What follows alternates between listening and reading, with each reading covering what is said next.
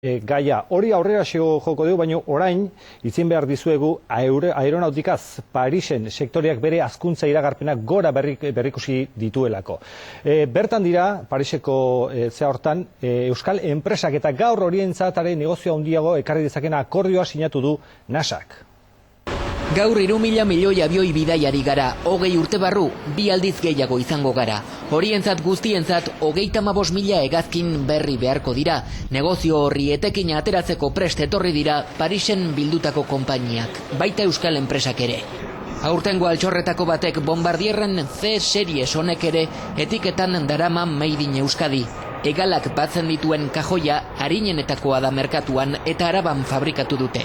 Euskadirentzat estrategikoa den sektorea babesten Parisen Eusko Jaurlaritzaren ordezkaritza dago. Egon beharreko leku bat da. Bertan negozio asko izten dira eta azkenean gerorako proiektu desberdinak lortzeko aukera handia dago horrelako ferietan.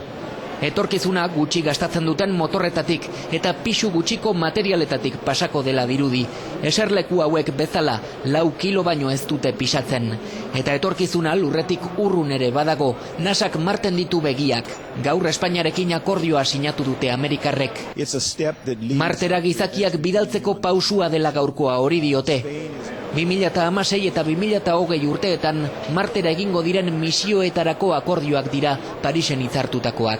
Eta horietan Sener euskal ingenieriak paper garrantzitsua izan dezake.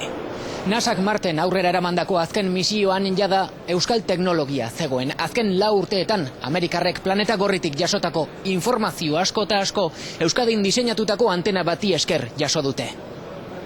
Azken urteetan izugarri igo da legez kanpo lan egiten duten autotailerren kopurua. Ikerketen arabera Euskadin 200 tailer daude modu ilegal